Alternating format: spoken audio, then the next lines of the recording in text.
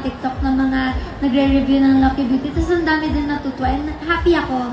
Kasi parang naglalaro sila with the Radiant Skin Drops. Parang lumalabas talaga yung creativity nila with the products. So I'm so happy. Correct. And actually, na-realize ko lang ngayon yung pag-develop natin ng tools para maging celebrity level ka. I think the first one of that, naalala ko lang, was the perfume.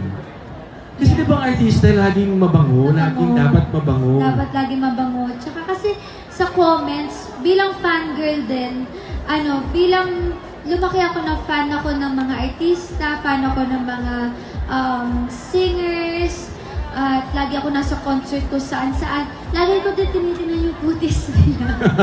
Kahit bilang artista myself, lagi ko din tinitingnan kutis nila. Wala kasi pang-amoy. Alam ng mga Lucky Beauty users yun na wala akong pang-amoy. So, hindi ko yun... Unang alamin natin is yung kutis tsaka yung amoy ng mga Correct. artista.